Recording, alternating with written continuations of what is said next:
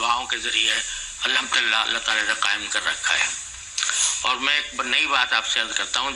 جو اس تحریر کے بعد جو میں نے لکھی تھی دعاؤں کی، اس کے بعد مجھے ابھی کچھ دیر پہلے مجھے اس کا علم ہوا۔ میرے پاس ایک ٹیلی فون آیا ہے ایک صاحب کا کہ جو عام طور جو بڑے نیک آدمی ہیں اور تبلیغ جماعت سے بھی ان کا تعلق ہے، اور ان کو رسول کریم صلی اللہ علیہ وسلم کی زیارت پر کثرت ہوتی رہتی ہے۔ تو انہوں نے مجھے ٹیلی فون پر بتایا کہ گزشتہ رات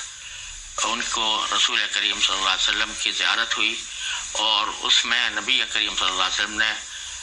میرے پاس یہ پیغام بھیجا کہ تم لوگوں سے کہو، تم یہ پڑھو کہ 3 مرتبہ سورہ فاتحہ اور 3 مرتبہ سورہ اخلاص، 3 مرتبہ سورہ فاتحہ یعنی الحمدللہ رب العالمین جو ہم نماز میں پڑھتے ہیں، اور 3 مرتبہ سورہ اخلاص یعنی قل هو اللہ احد اللہ الصمد لم یلد ولم یولد ولم یکن له کفوا احد، یہ 3 مرتبہ، اور اس کے بعد 313 مرتبہ سبحان حسبنا اللہ ونعم الوکیل، حسبنا اللہ ونعم الوکیل،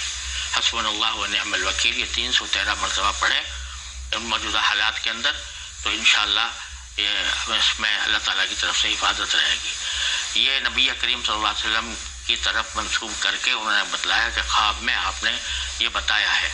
یہاں یہ میں عرض کر دوں کہ خواب بذات خود کوئی حجت نہیں ہوتا قرآن و حدیث کی طرح، لیکن اگر اس میں کوئی بشارت دی جاتی ہے تو اس پر عمل کرنے میں عام طور سے فائدہ ہوتا ہے۔ لہٰذا یہ میں سمجھتا ہوں کہ، اور جن صاحب نے خواب دیکھا تھا انہوں نے مجھے یہ بھی کہا کہ اگر آپ کے ذریعے اس کی تشہیر ہو جائے، دوسرے لوگوں تک پہنچ جائے تو اچھا ہے۔ اگر ہر مسلمان یہ کام کر لے